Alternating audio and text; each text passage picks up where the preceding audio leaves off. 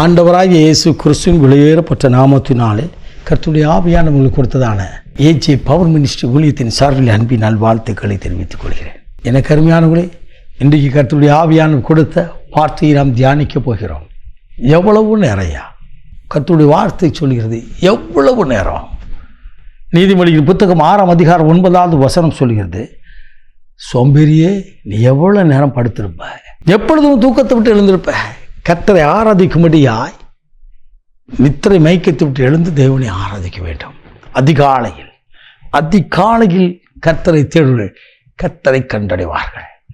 ஆமாம், எதுவுமே செய்யாமல் இருந்துட்டு ஆண்டவர் எனக்கு ஒன்றுமே செய்யலைன்னு சொல்கிற கூட்டங்கள் நிறைய இன்றைக்கி பெருகிட்டு இருக்கு. ஆண்டவர் எனக்கு என்ன செய்தார்? ஒரு தம்பி வந்து கேட்டான், என்னதில் ஆலயத்துக்கு வர சொல்கிறீங்க, ஜெபம் பண்ண சொல்கிறீங்க, ஆண்டவர் எனக்கு என்ன செய்தார்? நான் உன் ஃப்ரெண்ட்ஸ் எல்லாம் நல்லா இருக்காங்களாப்பான்னு கேட்டேன். நான் இதை கேட்டேன், நீங்கள் அதை கேட்குங்க. உனக்கு எத்தனை தம்பிகள் ஃப்ரெண்ட்ஸு, நல்ல நெருங்கிய நண்பர்கள் எத்தனை பேருண்ணே? அவன் சொன்னால் 5 பேருண்ணா. ரொம்ப நெருக்கமான நண்பன். 5 பேர் என்னென்ன செய்கிறாங்கண்ணே? அதில் ஒருத்தன் கடந்த நாட்களில் இறந்து போனான். யோசித்து பார், அவன் போயிட்டு அவனை இன்றைக்கி உயிரோடு வச்சுருக்காருல ஆண்டவர். எதுக்கு வச்சுருக்கிறாரு? ஆண்டவர் சமூகத்தில் நீ ஆராதிக்க ஆண்டவர் விரும்புகிறார். இதையே அந்த சாலமோன் ஞானி சொல்கிறாரு, நீ எறும்பிடத்தில் போய் கற்றுக்கோ. அது எல்லாம் எப்படி போகுது? அதுக்கு கேப்டன் கிடையாது, அதிகாரி கிடையாது, தலைமைத்துவம் கிடையாது. ஆனால் அதெல்லாம் அடுத்தடுத்து ஒன்று போல போகுது. அதெல்லாம் தனது அந்த கோடை காலத்துக்கு தேவையான அந்த உணவு எல்லாம் அணைச்சிது, அது சேமித்து வைக்குது. அவர்கிட்ட போய் நீ படின்னு சொல்லி யாரை பார்த்து சொல்கிறாரு? என்னையும் உங்களை பார்த்துன்னு சொல்கிறாரு. இந்த வேதத்தை படிக்கும்போது நீனா யார்? நான் யார்கிட்ட போய் படிக்கணுமா? எறும்பு. எவ்வளோ சுறுசுறுப்பாக இருக்குது பாருங்கள். மனுஷன் என்ன செய்கிறான்?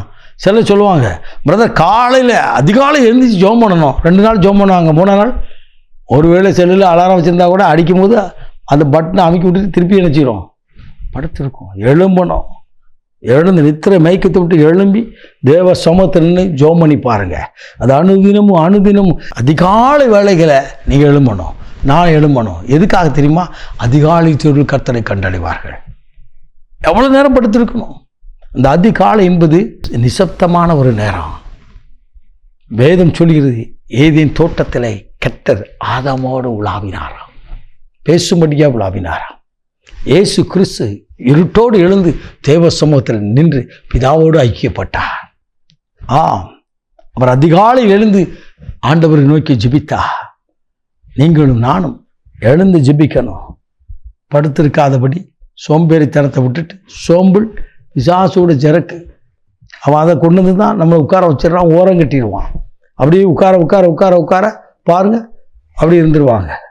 ஒரு அருமையான ஒரு ஐயாவை தெரியும், அவர் விதமாக சொன்னார், முன்னால் நல்ல நான் வேலை பார்க்கும்போது நல்லா திடமாக இருந்தேன், ஓடி ஆடி இருந்தேன், நல்லா நடந்து போனேன். இப்போ கொஞ்ச நாளாக நான் வீட்டில் இருந்தப்போகிறோம், எல்லாம் நடக்கக்கூட முடியாண்டிக்கியா. எப்படி முடியும்? எனக்கு அருமையானவர்களே, நம்ம எழுந்து நின்று ஆண்டவருக்கு முன்னால் நிற்கும்போது, அந்த படுக்கை விட்டு எழுந்து தேவ சமூகத்தில் தரிசிக்கும் போது, தேவனை ஆராதிக்கும் போது நம்ம வாழ்க்கையில் அற்புதம் நடக்கும். எறும்பிடத்தில் போய் படிக்கணுமா? எறும்பு முதலாவது சுறுசுறுப்பாக இருக்கும், வேகமாக இருக்கும். அடுத்தது ஒழுங்குங்கிறமாக போகும். எங்கே போனாலும் பாருங்கள், 1 by 1 அப்படியே ட்ரெயின் மாதிரி அப்படி போகும். நீங்கள் பார்த்துருக்கலாம். அடுத்து பார்த்தீங்கன்னா அதுக்கு கேப்டன் தலைவர்லாம் கிடையாது, ஆனால் அது சிரமமாக செய்யும். ஆனால் மனுஷன் எப்படி இருக்கிறான்? நம்ம எழும்பணும், ஜெபிக்கணும். கர்த்தர் என்ன சொல்கிறாரோ அதை அடுத்தடுத்து செய்ய நம்மை அர்ப்பணிக்கும் பொழுது தேவன் நடத்துவார். அல்லேலூயா.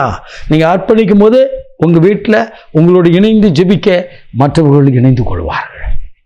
அப்போ நீங்கள் சொல்லலாம், நானும் என் வீட்டாரும் கர்த்தரையே சேவிப்போம். அல்லேலூயா. எனக்கு அருமையானவர்களே, சுறுசுறுப்புள்ள ஒரு கைகள் ஆசீர்வாதத்தை பெறும் என்று சொல்லி நீதிமொழியின் புத்தகத்தில் சொல்லப்பட்டிருக்கிறது. நீங்களும் நானும் ஆண்டவருக்கு முன்னதாய் வந்து நின்று பாருங்கள். ஒவ்வொரு நாளும் அதிகாலை வேளையில் எழுந்து படுக்கை விட்டு எழுந்து ஆண்டவர் சமூகத்தில் கரங்களை உயர்த்தி ஆராய்த்து பாருங்கள். நிச்சயமாக நீங்கள் ஆசீர்வதிக்கப்படுவீர்கள். வானத்தையும் பூமி உண்டாக்கின தேவனாலே நிறைவாய் ஆசீர்வதிக்கப்படுவதை நீங்கள் மாத்திரமல்ல, உங்களை சுற்றி இருக்கிறவர்கள் உங்களை காணப்போகிறார்கள். நாம் ஜெபிப்போமா? மகா பரிசுத்தம் உள்ள தகப்பனே, இந்த அற்புதமான வேலைக்காய் ஸ்தோத்திரிக்கிறோம்.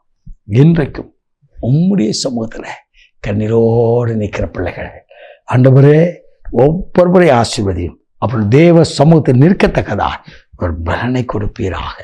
தகப்பனே, உள் இருதயத்திலே அவர்கள் நினைக்கிறார்கள், நான் ஆண்டவர் சமூகத்தில் ஜெபிக்க வேண்டும் படிச்சு முடியாத நிலையிலே நிற்கிறவர்கள் உண்டாண்டவர், அவர்களுக்கு நீர் உதவி செய்து தகப்பனே, அவர்கள் உங்கள் சமூகத்தில் நின்று ஜெபிக்க கிருபை பாராட்டும். இயேசுவின் நாமத்தில் பிதாவே, ஆமென். ஆமென். God bless you.